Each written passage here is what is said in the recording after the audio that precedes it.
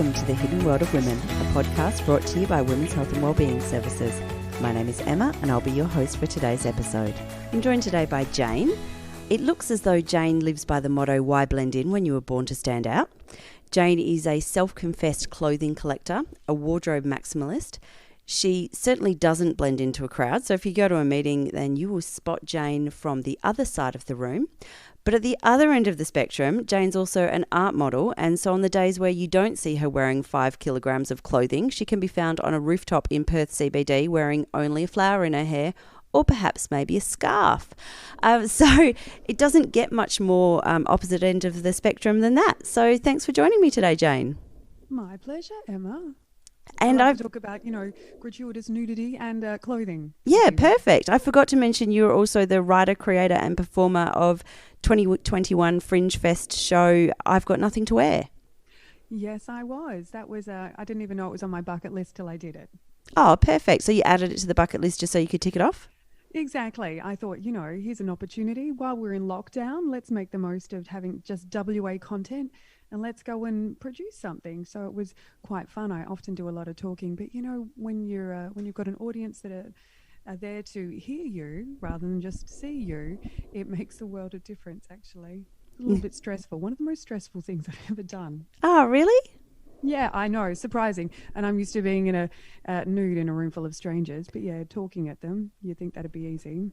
Well, and you're a performer, so you're used to being in front of people. I know. I've been like a performer for like 20 years and I'm an art model, so I'm nude in front of, I don't know. So everyone's worst nightmare you do as a standard part of everyday life. That's right. When I teach live drawing, so I'll be nude and public speaking at the same time. So that's fine. And I do that with rooms up to about, I think 50 people we've managed to squish into one room, which was intense. But yeah, that was a lot easier than having my clothes on and talking to a fringe show audience. I don't know why. It's just all in my head. Yeah. But yeah, pop that cherry. Yeah, really interesting though. So as you ran a fringe show that said, I've got nothing to wear. How often do you find yourself thinking, I've got nothing to wear? It happens. I do have heaps to wear. I have far too much than I could possibly get through in a lifetime, which would explain why I change outfits as often as I can to try and get through it. But I probably go through that, I don't know what to wear. I've got nothing to wear. Like a couple of times a week, which is probably less than most people. But even so, even though dressing is my art practice, what I love to do, and I love clothes and textiles and colors, and I just want to dive through it all. It's delicious. Even I sometimes will find that there are days that nothing is making me feel happy, or was it Marie Kondo? Nothing's giving me joy. Nothing's sparking joy with these clothes. Yep, that's it. Yeah, so while we're talking about you ran a show that says I've got nothing to wear, just tell us for a moment, how much space does clothing take up in your home and life? Ooh. Well, interestingly, I can measure that quite well because I just moved houses in June. So I went from a house where my wardrobe had moved from my actual wardrobe. We did some renovations and then it had to move somewhere while we did renos, and then it kind of just took over the house into small rooms. And so, long dresses had to hang over here because the rail that was in the other room wasn't long enough. Then there was the costume room, and then, the hats had to go somewhere. So wardrobe is kind of spacey, takes up a lot of space, bit space hungry, but I don't really have, it's my thing. Other people collect a boat or a caravan or furniture or whatever it is. Everything takes space, but mine's wardrobe. That's my thing. So I moved house and I realized that most of my stuff, it used to be books, now it's clothes. Yeah. They're a little lighter to carry up several flights of stairs, so I'm okay with that. They do take up a bit more space though, depending on how it goes. Yeah, that's true. But, you can squish them down, and the books are heavy. Yeah, they really are. Yeah, I know. And also, once you've read them, how long do you wait before you read them again? How many amazing pieces of clothing do you wear, regularly? So it's a much more useful use of space, isn't it? Oh, absolutely. The clothes that you love, because that's what I do with clothes. I have so many clothes because I love the beauty in them, even if I haven't gotten around to wearing them yet, though I'm like a kid with a new toy. Oh my God, rip the wrapping off. Let's play, take it to the sandpit right now. I'm playing with the thing. I have no idea how people can still have clothes in their wardrobe with a tag on it. I'm straight into the sandpit. So I love them. I just want to eat them, the color. Yeah. And so when I wear them, they make me happy. That's the point for me of clothes. They make me happy and they make other people happy. Yeah, definitely. You, as I said before, you are often, and I would almost go to say generally, the brightest person in the room. Yep, that's about right. And, it's, and I forget that what I look like until I go to the lavatory and I see the mirror and go, oh, that's what I look like. I look like a parrot. I kind of don't notice anymore until I see a mirror. But I also work on the premise. I'm very bad at recognizing faces, very bad. So people will often recognize me, which is great. And then they'll say, oh, hi, Jane, it's whoever they are. Which is handy for me because otherwise I'll just walk around with my, short-sighted gaze fixated on the pavement so I don't trip over. People will see me, which is fantastic. What do you think it is about, what do you think it is that makes people so afraid to be as out there with clothing? Dressing colourfully and loud is not, it takes practice, really. And a lot of people don't want to be seen. I'm not quite sure why. Maybe it's they're self-conscious of what they look like. Maybe it's because they don't want to feel like a show-off. This happens a lot. I know I've heard people walk past me and say, oh, where does she think she's going? I don't really care. It's Tuesday. I'm heading to the post office. Thanks very much. I have some party that I wish I was going to. It's happening at the post office. Follow me. So I think a lot of people just don't want to be looked at and don't want to stand out. I don't know. We here in Perth, we have that tall poppy syndrome a lot. So I think there's a lot of that going on with it.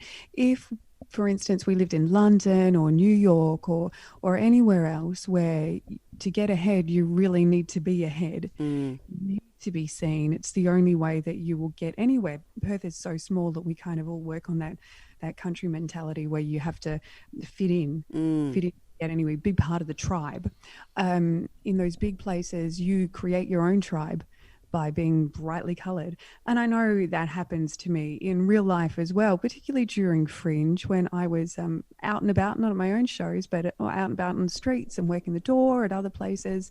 And you'd see these people come up and they were dressed like me and going, you're my people. Yeah. Yeah, it's great. Somebody wearing head to toe leopard print. Oh, God, yum. Love that. So, we always dress to find our tribe. And it doesn't matter if you're wearing football colours or you're dressed like soccer mom style or whatever, or active wear, when you're dressed some way, because we're tribal creatures, we're always trying to find our people and we try and dress like them. So you see all the emos and goths, they're all dressed similarly. Like all the teenage girls used to wear acid wash at the good old days, show my age now. And rah-rah skirts, all that kind of hoo-ha, but you're always looking for your tribe. And if you don't feel like you belong, you kind of create your own tribe. And this is a great way when you look like a macaw in a field of pigeons, it's pretty easy to see each other. So it's wonderful. And we find each other on social media as well, same kind of deal. Yeah, it's interesting with one of the things that you were saying there. It just made me think. On the weekend, I was at a wedding and the bride had the most amazing pair of shoes. So they were like teal blue and covered in rhinestones. Like they were just stunning. They were amazing. And I'm a shoe person, so I was definitely drawn to them. And I was chatting to her about them and saying, how amazing they were and I think I need a pair, basically. And she was like, oh, we're going to have to come up with an excuse so we can go out somewhere so I can wear them again. And I was like, why? Gosh, wear them to go shopping, wear them to go to work. Why do you need a reason to wear them? She's like, oh, I couldn't wear them to the office. Why not? They are amazing. Put those shoes on your feet. Like, I think that often we forget that, these things are made to be worn, not made to sit in a cupboard for a special occasion. Absolutely. And when you wear things, you know, like it's when I wear things out, it's a happy, sad moment, right? It's a sad moment because you miss your favorite thing or whatever, but it's done what it was there for. Yeah. You've worn it to death. You've absolutely killed them. I know I've got a boot maker that I take all my shoes to, and because I hammer shoes, I'm so hard on them. That's what happens when you've got duck feet and you put them into regular people's shoes. So, and I think I took some shoes about the fifth time I was getting them repaired, and they said, Jane, it's time to say goodbye to these. It's time. Yeah, it's time. Yeah. So when you wear things out, you know, like environmentally, you're using that thing for as much as you can possibly get out of it, repair it, love it, adore it, be known for it, have it as one of your signature pieces. And yeah, don't let it just sit in the bloody wardrobe. You always also want, like, you know, cost per wear, value per wear. So the more times you wear something, the more value you are going to get out of it, which I think is also really important. So you know, you can also justify buying really good pieces, shoes that cost $500 or whatever. But if you wear them 500 times, it's $1 a wear. And how much joy does it bring you? So how do you put a dollar so value on that? Yeah. Feels good every time you wear it. It also brings joy to other people. You know, when other people see me, they go, "Oh wow, look at all that color!" And you know, you can see. It's like I always feel like a walking, living art. Basically, is what it is, because it is an outfit is a combination of color and form and function. And I don't always dress like I'm going to a party, but you know, even just scooching around the city wearing leggings, they can be cool leggings, and you can still have color and all that kind of hoo-ha. And the more color you wear in such grey surrounds and beige surrounds that we have right now, I'm enjoying the irony of sitting in front of a beige wall. The more happiness and joy you really do bring to people. I've lost count of the number of times people come up to me and comment on my outfits. My mum hates going out with me now because it takes twice as long to go anywhere. Yeah. That's exactly it. And of course I tell everybody about, this is this brand or whatever, you know. I'm always trying to support the brands that I love to wear. So it's also a way to connect to people, not just that they love seeing you, but they will actually come up and say something about your outfit. And I think that that's a wonderful way to connect to people, because we don't do that much really anymore. In a time where there is very little, you know, we talk about social connection through, you know, you've got all the social media and that kind of thing, but we really don't have that social connection anymore. That's it. I know, like, people have been walking somewhere and someone's like walked past me, done a U-turn and come back to say, I love what you're wearing, those boots. Yum, never throw them away. Oh my goodness. And that, you know, a compliment from a stranger is the most genuine compliment, because there's nothing in it for them and they've had to get out of their comfort zone to speak to you. Yeah. There are so many exciting things that I want to talk about that, as you've been speaking, they've been popping up in my head. But I guess one of the things that comes up for me is, so at Women's Health at the moment, we're running Mindfulness in May. And yesterday, as part of the mindfulness in one of the Facebook sessions that I did, I spoke about the fact that I think what can happen, particularly as we get older, not necessarily as we get older, but it feels as though life is speeding up, and it almost feels as though life is happening around us, and we've sort of lost a bit of control, and all of a sudden we're 5 years older, and how did we get here? And this is not where I thought my life was going, or I don't feel as though I'm just going through the motions and this is happening to me. I think when I look at you and when I see the clothes that you wear and that you pick out, it feels like you take time every morning for moments of mindfulness, to actually take the time to stop and slow down and go through and pull the bits and pieces out, and what goes together and what doesn't go together, and how does this make me feel right now, and where am I going, and actually really connect. So is that your experience of it? Absolutely. For me, it is really it's a daily art practice. And you know, everyone says to me, I can't do this. You can. It's just practice, and it's just, you know, looking at something and you know, does this feel right? Does it not feel right? You know, is this the right color? Is it not? And even if it's not, who cares? Give it a crack. Sometimes I sail pretty close to the wind with outfits going, oh yeah, let's just do it. Let's, if you're not if you're not breaking the rules and breaking a few hearts and retinas, then you're not trying hard enough. But often a driving force in me getting dressed in the morning will be something that somebody has said or a memory of something. So today I'm wearing earrings that are clipped, and they're gold and the black and white stripy. And I was talking to a friend that I met on Instagram, and she we connected over clothes, and she sent me some earrings, and she's from Austria, and so this is an Austrian painter, and it's black and white. And then I remember this other thing, and so I just all of these little memories that came together, and I wanted to wear these earrings, and that was the basis of me pulling something together. So it's kind of it's a brain thing. Remembering what I've got in my cupboard, thinking about what will go with it, and usually that's how I go to sleep. And I go, what am I going to wear tomorrow? I'm going to honor Ruth's memory. She's not dead. She's still around. Going to honor Ruth by wearing her earrings. And this jacket that I got at the Kalamunda Vintage Fair that was great, that I was supposed to be spruiking to sell, but I tried it on and fell in love with it. Well, you did sell it just to yourself. Me. Yeah. I'm like, sorry, not sorry. Yeah, that's it. Sometimes I think that's why they get me to work at these places, because I buy half of the great So does that make you a good salesperson or a bad salesperson? A bit from column A, a bit from column Yeah. B.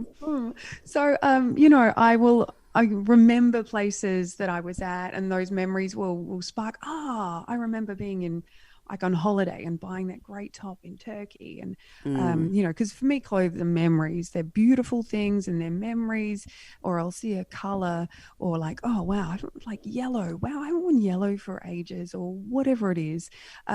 So I'll kind of put them together that way. And I'll look at them in the mirror, and I just, quietly will have a look and go, does this work or doesn't it? And the way to, it's that whole camera 1, camera 2. Which one's better?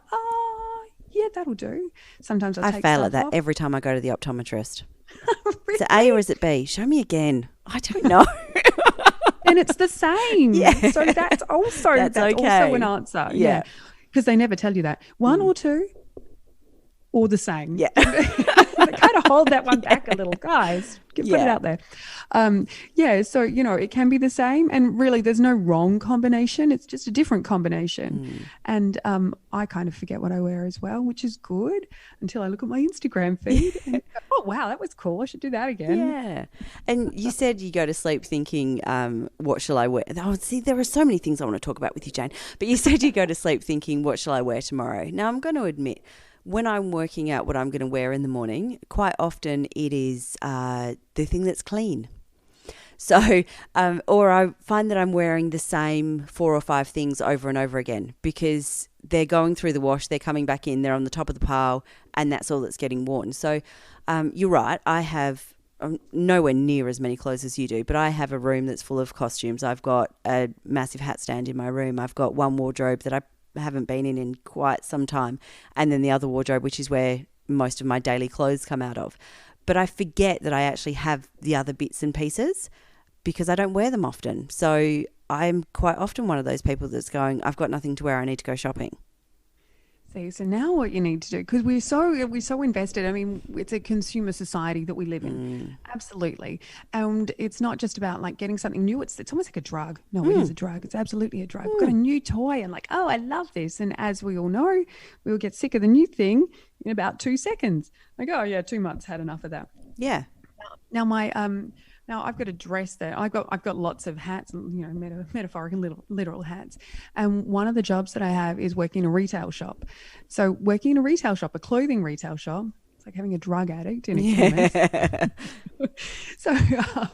So we have to wear their clothes. So I was wearing this dress, which I loved to start with, and I had to wear it for 2 months. Go, yeah, enough already. I really hate this dress. Never want to see this dress again. And then I bought a brooch, a gorgeous brooch, and it's a possum brooch. It's so cute. I love it. Because my husband calls me Possum. Yeah. Right. So this possum brooch is so cute. And I just bought it without any thought of what it would go with. And then I got it home and went, that's going to go with that dress that I hate, that I now hate. So I put the brooch on, and now I love wearing this dress again because of the brooch. Yeah. So it's like changed its whole meaning for me. Taking something that we're like sick of, we're going, and just adding stuff to it or wearing it a different way will just bring new light to it. And I love that, because the stuff that you wear, you're like, oh, I'm so sick of this. That's actually what you hate. You're just tired of this. It's not sparking joy. Yeah, that's Take it. things that you've got, wear them in different combinations. And one of the other things that you said as well, going back to earlier in the conversation, but you said that we wear the clothes to find our tribe. So, it might be the acid wash jeans for people who are much older than I am, just pointing that out. My age, yeah. Acid wash, stone wash, rah-rah skirts, balloon skirts, yeah. Nice. Or you perhaps double denim, or emo or goth or soccer mum, or, whether it's wearing activewear, whatever it is, to find your tribe. What I'm wondering is, how much of that do you think is a reflection of personality, and how much of it do you think is a form of wearing a costume, and how much of it is almost rather than finding your tribe, or rather than an expression of self, how much of it is hiding? Oh, so much of it is hiding. So much of it is hiding, and so much of it is wanting to belong. That's not really hiding, isn't it? That's just wanting to belong. That's a whole different thing. But within a uniform, you can, you can play it like you want to.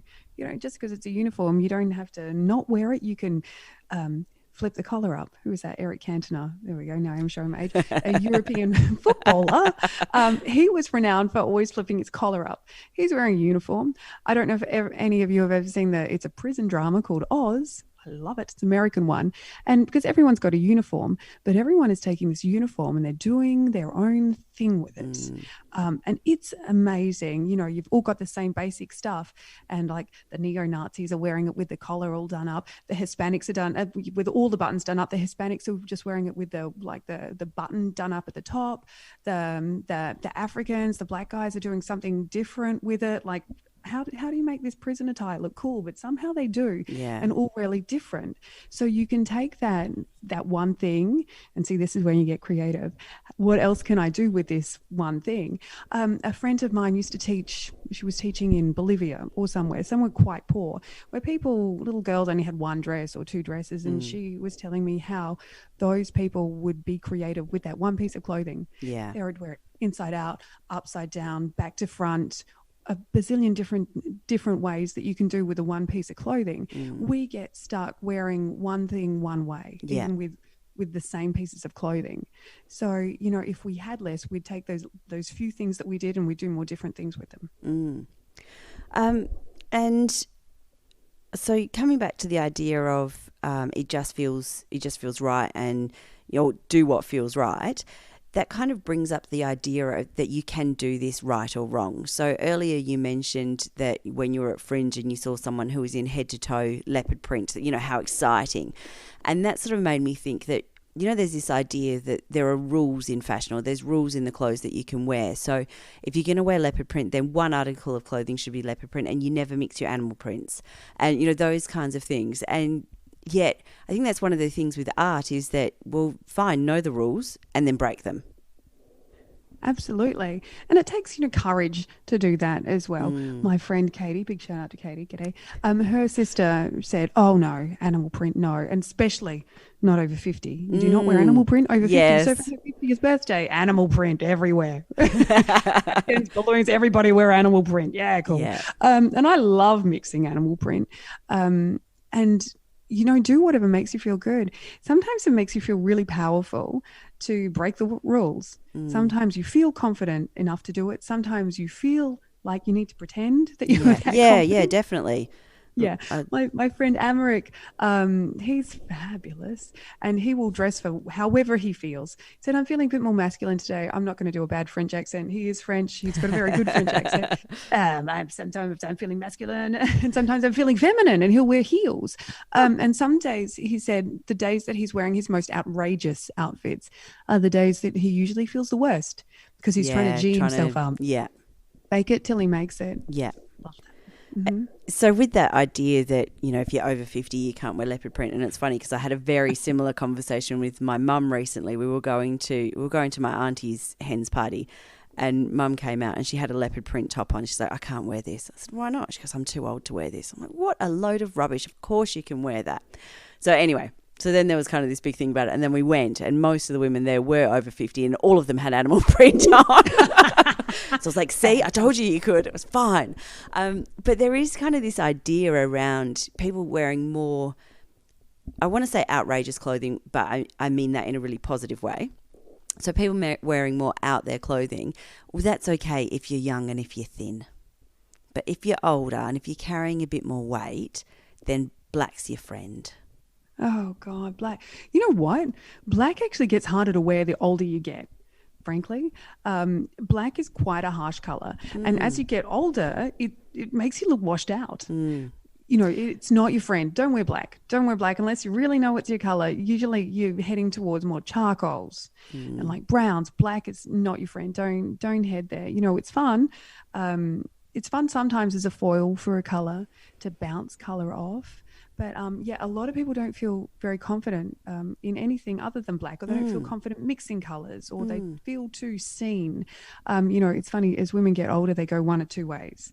They either get really conservative, as you were saying, pull back, or they get more outrageous and don't give a Jats cracker. Like, whoa, yeah, I'm going to wear this. I mean, there's a whole society, the red hat and purple dress ladies. Yeah. And if anybody knows who Iris Apfel is, Iris Apfel is about 99 years. I'm not even making that up. She's about 99 to live in New York. And I saw her wonderful, that documentary. And she, at about 40, she started getting more outrageous. And she'll just, wear anything. She got inspired by the places that she traveled, the people that she met. And she just now dresses however the hell she likes. And it's quite outrageous. And I swear that woman has a titanium neck to carry that many necklaces at one time. Oh, my God, she's fabulous. But if you don't know who she is, she's an older woman with a very short silver hair and big, round black glasses. Adorable. Yeah. It does bring up the idea, though, that there are, you should dress for your body shape or dress for your body type and things like that. So what are your thoughts on that? Oh, dear. Well, you know what? If dress how you feel happy. I don't even worry about that. You'll know what things kind of suit you. You'll just know. Like we've all got things. I'm just going to contradict you there, because I wonder if people do know, because I think often you've only dressed a certain way. So I can't wear yellow because that's not my colour. Well, actually, I've actually never worn yellow before. And so perhaps yellow is your colour. Or, I can't wear that because I'm too short to wear something like that. Have you tried it? So where have you come up with this idea that that doesn't suit you when actually you've only ever worn this particular style of clothing? So how do you know if something outside, perhaps what you're wearing at the moment doesn't suit you, but you don't know because you haven't tried anything else? Oh, absolutely. I when I'm going through racks at like op shops and vintage things, if something takes my eye, whether it's a color or a pattern, go, oh, wow, look at that. That's circa 1925. I'm trying that on, even though I'm like, I don't care what the label says. I'm giving that a go carefully. It's old and delicate. But I will try anything on that catches my eye because I love color and form and beauty and well-made things. And I just, I'm drawn to that. So for me, they're just precious little jewels. And if I can wedge a foot or whatever it is into it, then I'm going to give it a go. But when I say whatever suits you, it's whatever makes you feel good. So if you try something on and you feel comfortable in it, then that's probably what you should wear. And it doesn't matter if anybody else says it suits you or not. If you're comfortable in it, then you should wear it. Because if you're not comfortable in it, you are going to be out of sorts all day, right? Yeah. We've all been there, like, I wore this to work. It was the first thing that I could find. Everything else was in the wash up, and you're out of sorts for the entire day. Yeah. And that's with anything. But give things a go. Be curious and be courageous and give things a go because, you might not think that yellow doesn't suit you, but yellow is not just a color. Yeah, exactly. Whole spectrum. Exactly. You could be a pale yellow, a rich yellow, a gold, a luscious gold. You could be a shiny gold. You could be a bright canary yellow or sunflower yellow. There's so many different yellows, lemon yellow. Mustard. So just go. Oh, absolutely. Oh, I love mustard. Yummy. And yeah, I see a lot of women, because I work in a shop, a lot of women, a lot of small women, like 5 foot and under, say, oh, I can't wear a long thing. It makes me look short. I haven't figured that one out. You look great. Like more of that pattern that you're wearing. I want to see more of it. Yeah. I'm happy to see whatever gorgeous thing that you're wearing, and I love it. So yeah, And that's the thing, isn't it? That, oh, I can't wear that because it makes me look short. Honey, you are short. Own it. Or I look too tall in that. But you are tall. That's what you look like. So actually, what's a way that you can light up and what's going to bring you joy with, because this is who you are. So how can you own that and embrace it? Absolutely. Look, I've got curves. I got hips, like hips for days. Oh dear. They're great for carting the laundry around or balancing a sword on or whatever it is that I'm doing with them that day. I'm just going to add that Jane's a belly dancer and sometimes dances with a sword and doesn't just walk around the streets of Perth carrying a sword balanced on her hip for any other reason. Yeah, context. Yeah, sometimes it's useful to put these things in there. Yeah, you're right. Yeah. So, it's funny the way bodies come in and out of fashion. Like everyone thinks because I'm nude a lot of the time as an art model, that I wear outrageous clothes, that I'm really body confident. Like, wow, I love my body. This is awesome. Look at me. And, don't necessarily. There are days when, I like bits of it, that I hate bits of it, just like the rest of us. Everybody is like that. So I know people think that I'm incredibly confident, incredibly body confident and happy in how I look. No, not necessarily. Just like the rest of you have all got hang-ups from a lifetime of being a woman and the media telling me what I should look like. Yeah. But I don't know. But it's changed. All of a sudden, it changed with the Kardashians, and it changed almost overnight. Like it was all about having a small bum to having a big bum. Like overnight. Yeah, I found that really interesting as well. You're kind of going, I've been working for how long to try and, because I've been a dancer since I was 2, so I've been working for however long to try and get rid of my butt, and you want to have implants? Like, what? I think I was standing somewhere and somebody said, "Oh, look at that ass, it's so big," or whatever. I'm going, what? Like, how could you say that to me? And they said, no, that's a good thing. Yeah. What? Yeah. Because I don't follow the Kardashians. I don't know what's going on. So it was all a bit of a rude shock to me. But really interesting. I went to a West African dance class, and it was run by a beautiful West African man. And it's really interesting with the difference in cultures, because he was the only African in the room. So it was the rest of us were white women, and most were born here in Australia. And he's like, no, I'm not going to try and do a West African accent, but he's going, no, like, basically God gave you a body, you need to loosen up and be able to move it. Like, what is it with women that you feel that you have to hold everything up nice and tall and everything's got to be squeezed in? Like, let it flow. And, if you've got this butt, then, let the world see it, type of thing, and be proud of it. And how can you, like, the moves that he was teaching was to make that, to emphasize that and to make it bigger. And everyone's like, no, I've spent the last 30 years trying to squeeze everything in, and you want me to let go and have it wobble? Like, what are you talking about? It's a paradigm shift. Yeah. Literally a paradigm shift. Yeah. And for those of us that have grown up with forever grown up through the 80s and the 90s with Kate Moss and supermodels and nothing tastes as good as skinny feels or whatever. Like, oh God. Yeah. Eyeball roll. It's really difficult to change that mindset. But sometimes just saying, I've been uber skinny and I've been a lot less than uber skinny, and chocolate tastes better than skinny feels. Take that, Kate Moss. You're wrong, baby. You're wrong. 100%. Oh, give me the vanilla slice right now. Yeah. Cake hole. Yeah, don't go on about cake for a long time.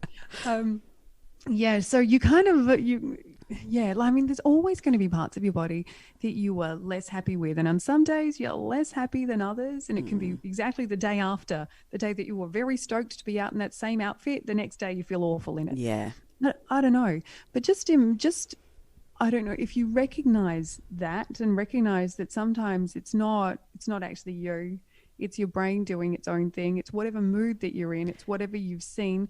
You've had some input from somewhere. Yeah, that's it. It's your brain doing your own thing, but also 30, 40, 50 years of programming that tells you that actually women need to blend in and women shouldn't stand out like this. And actually this is what corporate wear looks like this. And this is what people wear when they go to the gym, or this is what people wear, soccer mums wear this kind of thing. So it's all of that programming. It's all the Instagram stuff that we're still seeing every day from all the Insta influencers or, those kinds of things.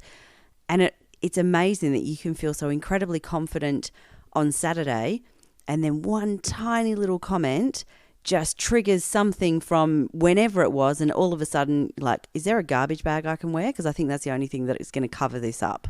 I'm not going out. Nobody's seeing me. I'm not going out. Yeah.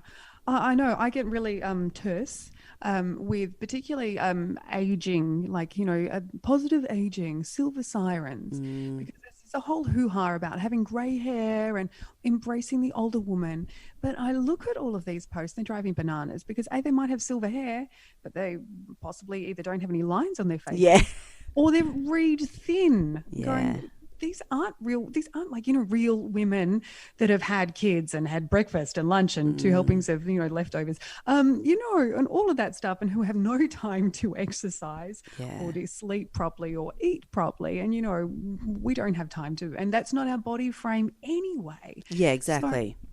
So it's not just with young people and this whole body positivity and influences. It's even like in the aging thing. The aging is only good with regard to silver hair. That's it.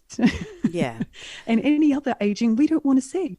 We don't want to see you get get a belly and get hippie and get wrinkles. We don't want to see or that. grey hair growing from places other than just your head, right? Like, because all of the other things that perhaps come with aging. So there's so many things they don't tell you about aging. We all see the grey hair. We all know about the hot flushes, and that's about it.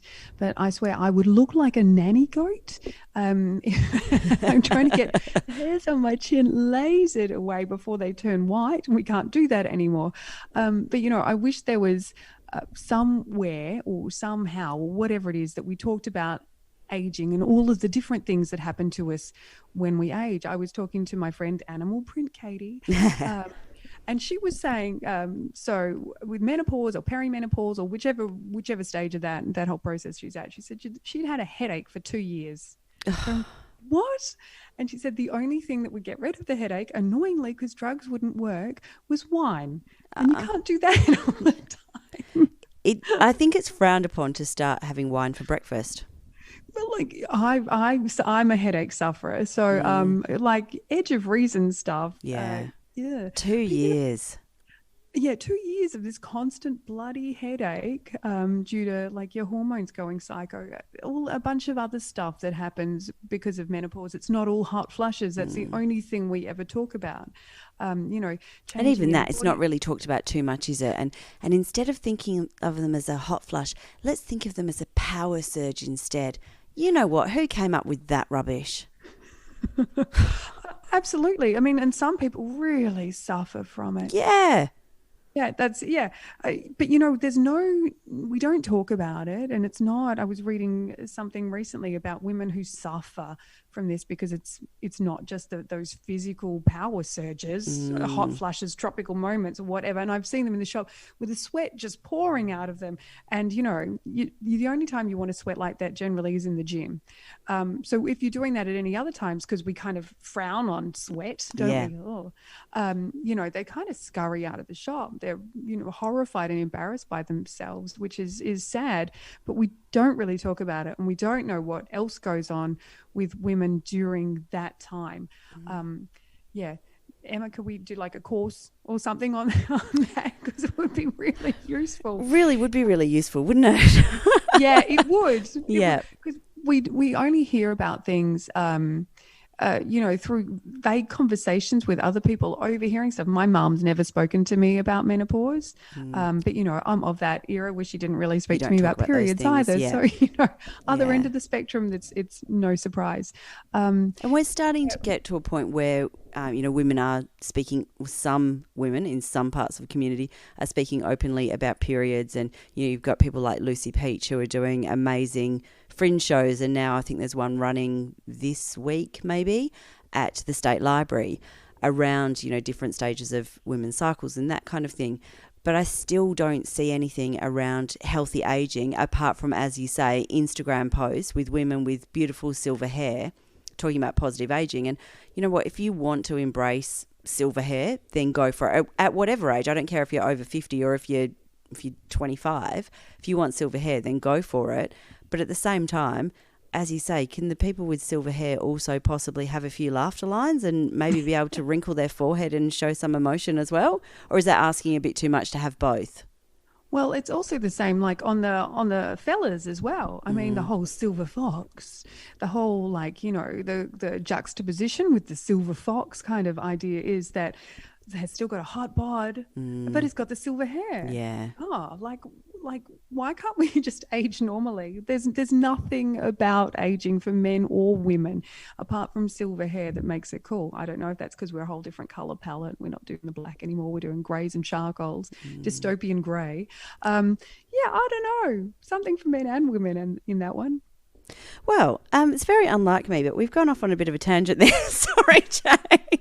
I'm going to pull us back to talking about clothing for a minute because I think we could definitely go down that rabbit warren of issues with all of that. But let's come back to the idea of possibly trying to add more colour to people's wardrobes and being able to mix and match. One of the things that you did say earlier was around, just try it. And I wonder, when you talk about all of the principles of change and all of the research that goes into change in, sort of organisational change, we talk about the fact that it's going to be received better if you rip the Band-Aid off. So change, to literally change everything overnight. And because that way the process is done and it's over. But I think that when you're talking about something like this, I wonder if actually we need to do this change in incremental steps. Because otherwise, as you said before, if you feel comfortable and you feel confident, it's going to be great. But if you feel uncomfortable, how's that going to impact you? And so I think if you go from kind of corporate office wear to, in your words, I think you called yourself parrot in a beige kind of cubicle. Parrot that fell out of the toy box. That's it. So if you kind of go from one extreme to the other, perhaps you're not going to feel so comfortable and confident and might maybe feel a little bit awkward leaving the house or, going to the shops dressed like that or maybe doing it again tomorrow. Well, absolutely. It's that whole imposter syndrome thing, I guess. And I tell people when people say, oh, I could never dress like you. And I say, well, just give it a go. But don't do it all at once. Yeah. You'll feel very self-conscious and you feel like a twit. You just take it incrementally. Just add one flower. Just wear a scarf. Just then maybe, wear two colours at a time. Not just one. Maybe you could go from a scarf to a scarf and a belt.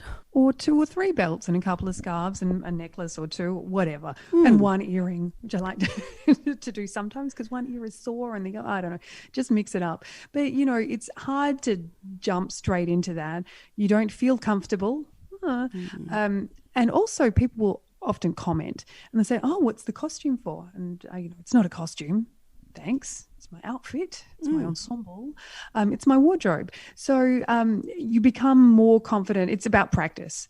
Okay. And like anything, you don't just jump, like if we're playing footy, you don't jump onto the field and kick 10 goals, right? You start off slowly. You start by being able to run across the field, the short side, and then you get around to the long side and then you get around to kicking a goal. So you don't just dive into it. You'll feel weird. But, if you feel like you could give it a go, then absolutely do not let me or anybody else hold you back. Give it a crack. But if you want to add a little more zhuzh, then do that. Or, give yourself little ideas. Like today I'm not going to wear any black. Oh, for some of you that could be quite difficult. Or someday maybe I'm just not going to wear all black.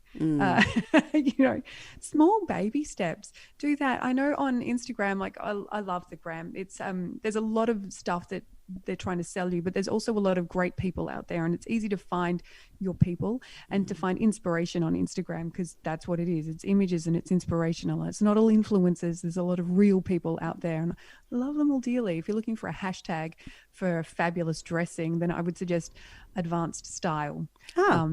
Amazing stuff and amazing people. I've met some wonderful people and wonderful Insta friends, including Ruth, who sent me the earrings that I'm wearing today via Instagram. So that's me losing my point. What was I talking about, Em? So just looking at ways that you can start. Cool. So a lot of the people on Instagram, a lot of stylists as well, and just regular folk like me will have little challenges. We're doing mindfulness in May at the moment, but they'll have like somebody was doing a month of scarves. So wear a different scarf. Go through your scarf drawer, like wearing a different scarf every day, or the same scarf in different ways. Or we're having a denim month.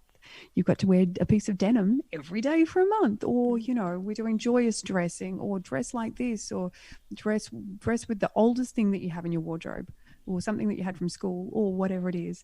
And these are really great challenges.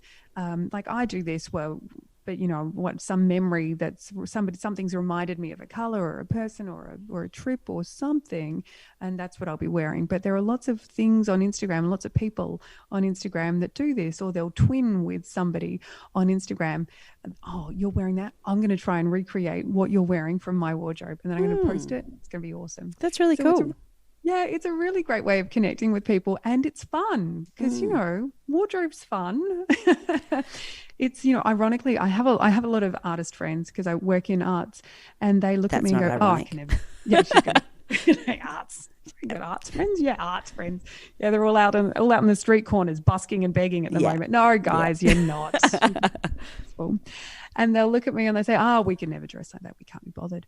This is a daily art practice. And as soon as you say the phrase daily art practice, they're all of a sudden they're onto it.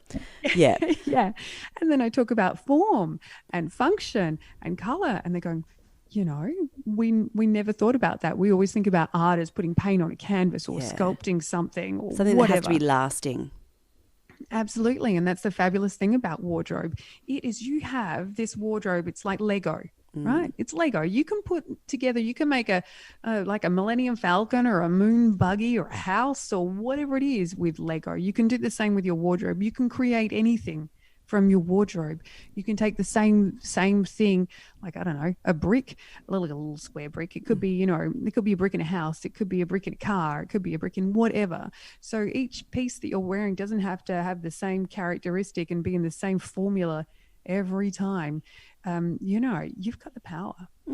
And that's one of the things that you said, like maybe you could try wearing a scarf a different way. So, which is similar to what you're saying about, using different things in different ways. So can you give me some examples of different ways that you have worn scarves? Oh, yeah. Well, it all depends on the size of the scarf, and the shape. Yeah. I like long rectangular scarves. They're my favorite. I get most wear out of them. I love square scarves, but usually the really good bit is right in the middle, and I find that hard to showcase. Yeah. So with long rectangular scarves, I will tie them around my head, like I've got one at the moment. It's kind of like a headband, and then I've got the stuff draping down at the back. You can wear that right in the middle of your head, or you can pull it like over your forehead, which makes it look a bit more 60s. You can drape it around a jacket, under the collar, over the collar. You can wrap it around your neck. In Europe, they don't usually wear furry scarves. They wear like, more like chiffon and silk scarves, and that keeps the heat in just as well as a woolen scarf. So you can do that with it. You can wear it as a belt. You can tie it around your wrist. You can tie it onto your handbag. You can put it anywhere. You can tie it around your hips, almost as kind of like a pareo. I've done all of these things with scarves. And you don't have to wear one at a time. You can wrap 2 scarves around your head, one around your neck as a choker or whatever. You can wear whatever. You can stuff it into a pocket. Nice. This is kind of like a pocket square. You can turn them, I know it's very popular at the moment to turn them into little tops. Yeah, kind of that. If you've got a really big square scarf, turn it into a triangle, tie the triangle, 2 pieces of that behind your neck. Do this over another top. So you've probably got a tank top or something. Yeah, I was going to say, I could see this boy. ending.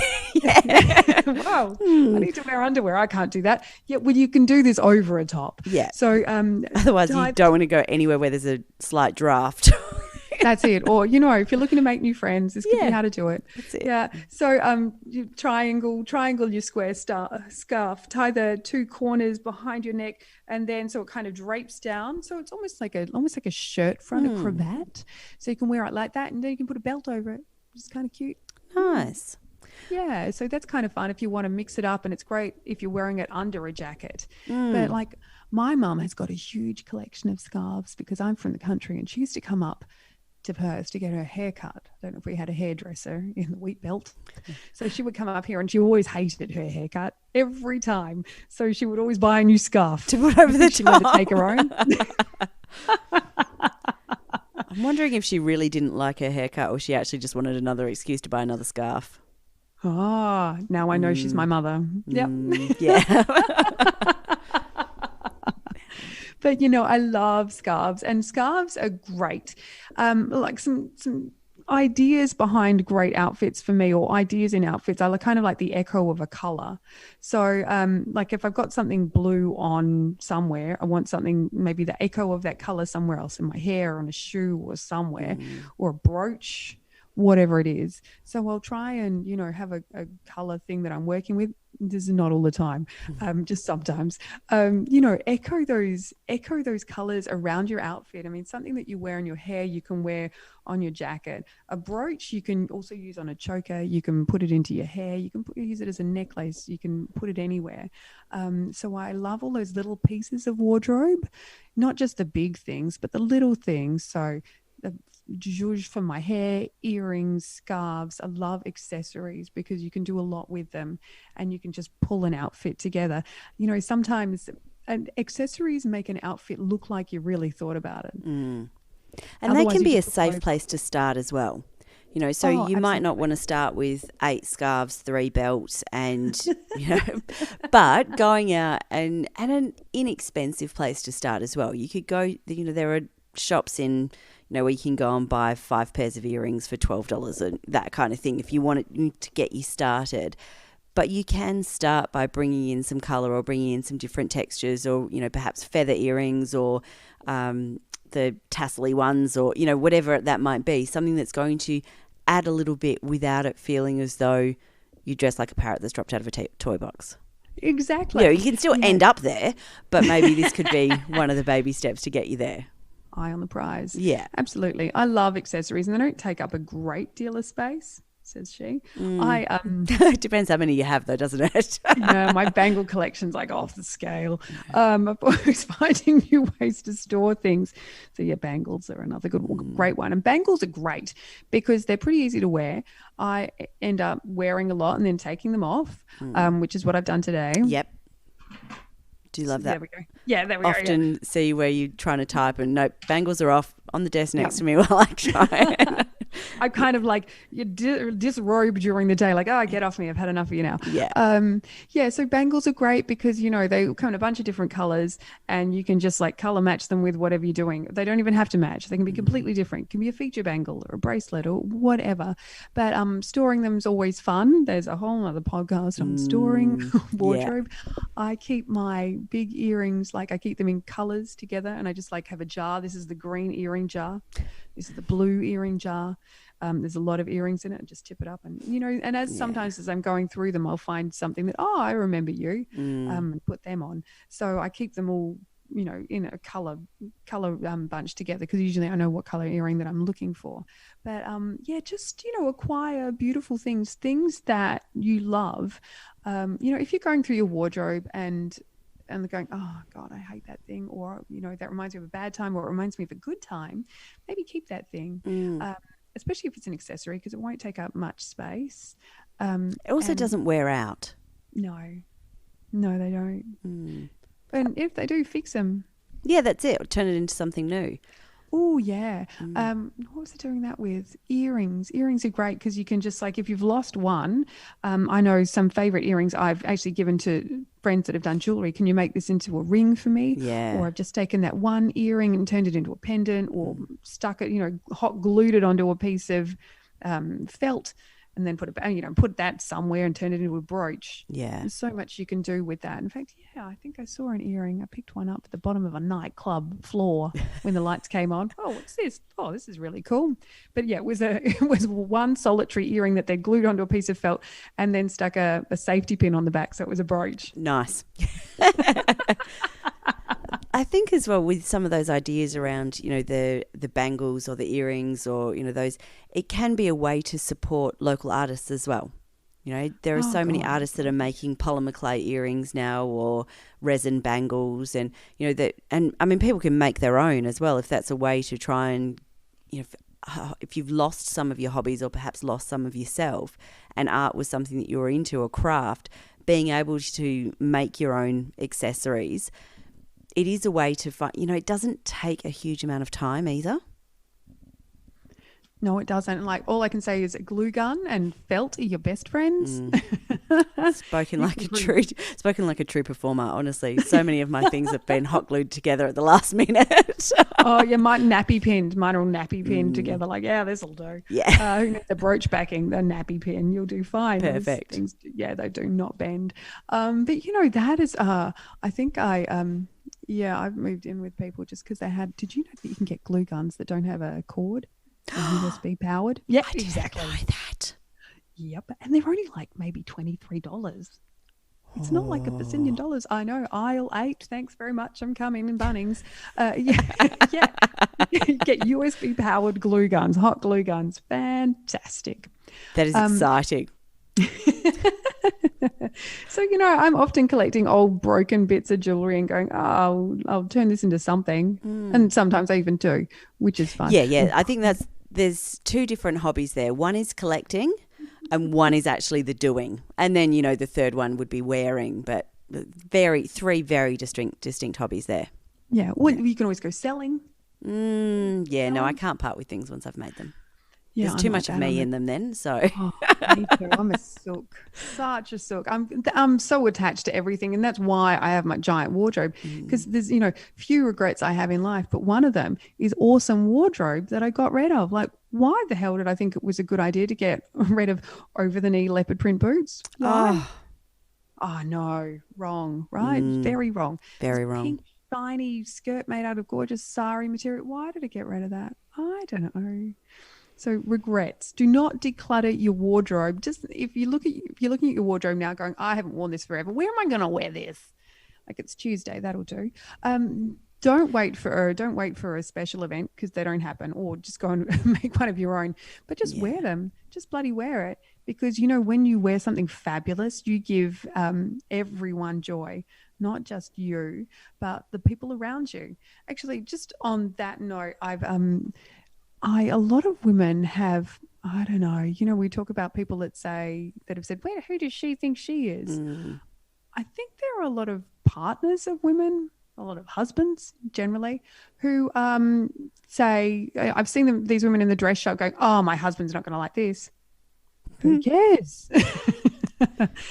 Oh, he's going to tell me I look ridiculous. Oh, he tells me I look terrible in dresses. Like, gosh, girls. Do you know what, though? What I think is interesting, I wonder how many of those husbands and partners actually say that.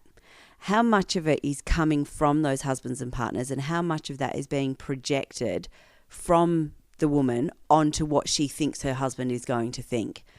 Because, okay, so sometimes there are some men out there who are going to pass judgment on what their women are wearing. There are also some men out there who, unless she's parading around naked, they're not actually going to notice what she's wearing. So, they're not passing judgment because, oh, is that a new top? Didn't you wear that 3 weeks ago? Like, I've no idea. I don't know what's in her wardrobe. Who knows? And there are other men who actually are really supportive, but their wives are or partners, whatever, can feel so unsure of themselves because of everything that we've talked about with that whole social media and the fact that we've been bombarded since the age of 3 with what we should look like and what we should be wearing, and all of these shoulds.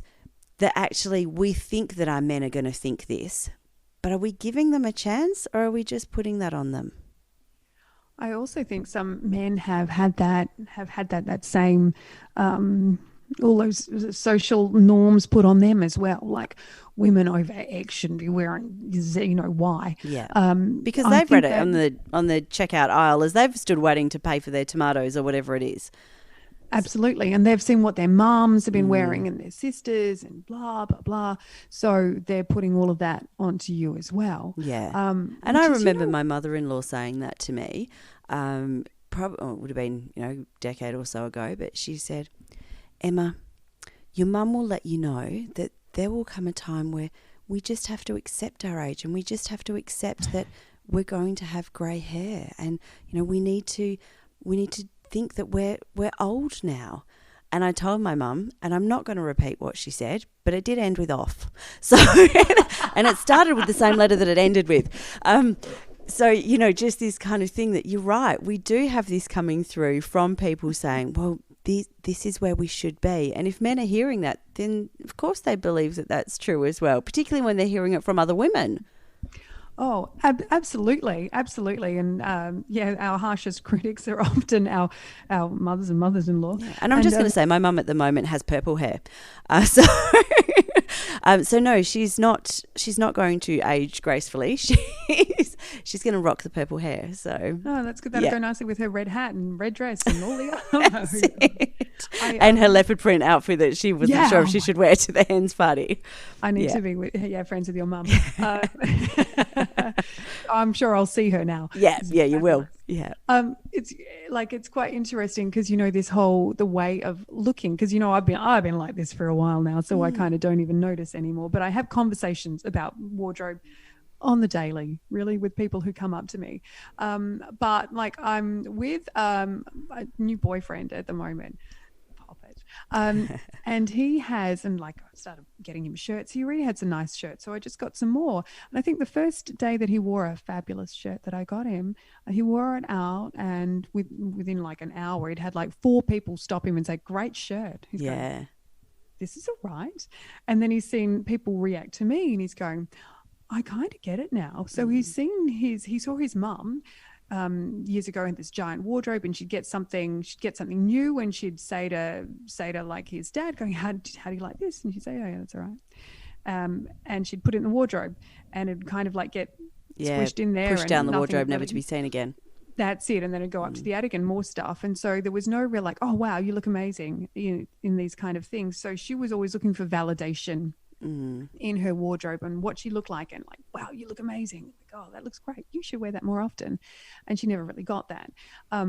Chris has now seen me looking like a parrot and people commenting on it, and the wardrobe gets validated, and he sees that people react to that color and sees how they react to it. And he's seen that my wardrobe, because this was quite a thing, because I just moved in. I have this giant wardrobe that's enormous. I said, "Yeah, sure, I can move in, but I've got a giant wardrobe and I've got 2 cats. I don't know which it's going to be the most difficult for you, but that's what's happening." And the giant wardrobe is, giant. He said, "Don't worry, we'll make it work." And he'd experienced somebody with a giant wardrobe before, his mum, but he'd never seen how a giant wardrobe can actually work for you and be a thing. And he sees it. He sees men, men often pillory women for dressing well or fabulously, and for these wardrobes that take up so much space. But in men's lives, they also have things that take up space. They have a whole shed.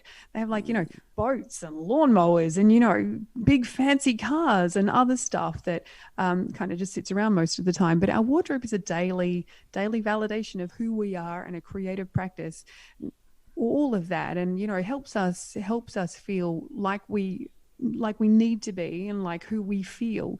Some days we dress for who we need to be. Yeah. Today I need to be soccer mum. Today I need to look like I'm a badass, scary corporate lady that nobody's going to mess with. And some days I want to be really, approachable. Some days I want to look artistic, and some days I don't. I think some days we dress for who we are, and some days we dress for who we want to be. So as you were saying with your friend, when he's got his most outrageous clothes on, it's when he's feeling his lowest. So this is his way that he's able to perk himself up, and he's able to, to project the image of the person that he's hoping to be today. And if it takes him one step closer, awesome. Absolutely. I forget what I look like until I go to the bathroom and go, oh, I look fabulous. Jeez, that's good. That was brave. That was a brave choice. Yeah, brave choice. But I think I'm pulling it off. With it. Yeah. That's why everybody's looking at me. Okay, got it right. Mm-hmm. Yeah. Nice. So, I think that we've probably come to the end of our discussion today, though I could keep chatting to you for ages. But do you have one final thought that you'd like to share with people? Would you like to challenge people to add more to their wardrobe, or to rediscover their wardrobe, to add some colour, or what would you like to leave people with today? Oh, I've got a couple of things that I want to leave people with. If you've got a fabulous shirt or a little bit of a hero piece, or like, wow, this is an amazing shirt, you don't just have to wear it with jeans or black pants. Yeah? You can wear it with other stuff, and don't feel like that one amazing thing is going to be overpowered by wearing other things with it. These things kind of bounce off each other, and it turns into an outfit, an ensemble, and it's greater than the sum of the parts. So don't ever be afraid of wearing patterns with patterns, or patterns and florals, or whatever it is. You don't have to wear one fabulous thing and everything else plain. You don't have to worry about that. Yeah, so just to, as I was saying on the weekend, went to this wedding and the bride was wearing amazing shoes. I can tell you, the shoes didn't detract from the dress, and the dress didn't detract from the shoes. They were it was enough to be able to, she could pull off both of them at the same time. They bounce off each other. It's greater than the sum of the parts, and it becomes an ensemble, not just one piece. Yeah. You can, don't be afraid to mix colors. Don't be afraid to add accessories. That's a super easy way of changing something up. Embrace them. Do it slowly. Don't go full toy box. I mean, be more macaw. Don't go full macaw to start out with. Just go steady. And really, for mindfulness in May, and a little challenge is to go into your wardrobe and find something that you haven't worn before, haven't worn for ages, something that might still have price tags. Perish the thought. And go and wear it. And don't wait for an occasion. Just bloody wear it. Just put it on, maybe create an outfit with it. You don't have to, but just wear that thing that you haven't worn for ages or ever. Just get it out this week and put it on your body. Take it out for a walk. And remember, you don't have to wear it the way that it was intended. So, if it doesn't perhaps fit the way that you would like it to with the way it was intended, then maybe try wearing it a different way. That's it. Or with a different thing. So you can ruche it up, put a belt on it, wear it over your head, backwards, forwards, whatever, but have a play with it. If you love the thing, and if you love the thing and it's not working for you today, don't throw it out. Just kind of hang on to it for a bit, because tomorrow's a different day. And what an outfit that I had on that I thought was amazing, red carpet, watch out, Oscars, here I come. And the next day, not being seen dead in that. We changed on the daily. Yeah, sometimes minute or hour, That's it. So just stick with it. Yeah. Really. And be curious and courageous. Give it a go. If you love it, just have a play with it, because it's wardrobes, not sheep stations. And one thing that my son is amazing at, he is amazing at noticing the things that people are wearing. And so we'll be out in the shops, and he's the person who will constantly say to people, to random strangers, wow, I love your hair, or I love your shoes, or that's a really nice brooch, or I love your bag, or that kind of thing. And as you said, I see it, and because he does this so often and I see the result, he does make me want to do it more often. So I'm more mindful of it, and I do try and do that as often as possible as well. But seeing the reaction and the response of people when you go, wow, I love your hair, or wow, I love that brooch, or I love that scarf, or whatever it is, or just I love your outfit, it does light them up. And if you see somebody who's, in the shopping centre or the park or whatever, and they have got something on that's maybe a little bit different, maybe take the time to notice and to tell them that it looks awesome, because you don't know if maybe they're just trying this, and your positivity or your response might be enough to make them go, oh, I can pull this off. It is okay that I don't wear corporate black every day, or, something like that. So it might be just that little piece of affirmation that they need to go that bit further, or to keep going with what they're doing. Absolutely. And it's, just a regular old compliment is awesome to hear at the best of times, particularly if you've pushed the boat out and you've tried hard with a great outfit or whatever it is. You look amazing today. I love the color of that. That suits you. Never take that off. Never. Maybe wash it occasionally, but just stand Glen back 20, it's fine. Yeah, it's fine. That kind of thing. But yeah, like as I said earlier, a compliment given by a stranger is the most genuine compliment. So you will make somebody's day. You don't have to buy them a coffee. Compliment costs you absolutely nothing. You can do this all day. Just go out on the street and give random people compliments. It's pretty cool. It is, most definitely. So thank you so much for joining me today. I didn't cut you off. Did you have any other points before I do? Sorry, another tangent. I could talk all day about this. Me too. No, all good. But you just bloody wear it. That's it. Be curious, be courageous, wear some color. Don't wear some color. Stay away from black, unless you really want to. But there's a whole bunch of other colors out there in the world. Wear the shiny things, wear all the things, sometimes all at the same time, or wear no things. That's what I do. Sometimes. Yeah, that's there's places for that. And if you decide to wear none of the things to the shop or the park and you get arrested, if you could make sure that you don't hold us liable, that'd be great. Refer them to me. That's okay. I'll say that you're like art model in training. Yeah, perfect. No problem at all. Okay. On that less than stellar piece of advice, I'm going to say thank you so much for joining me today, Jane. Really appreciate it and appreciate you sharing your thoughts and ideas and all your enthusiasm and excitement about clothing. My pleasure. And if anybody wants to see my outfits, you can follow me on Instagram, on Facebook. I'm usually on Instagram these days. I am Jane of the Wild Urban Wardrobe. Perfect. And I'll make sure that there is a link to that in our podcast notes. Thanks so much, Jane.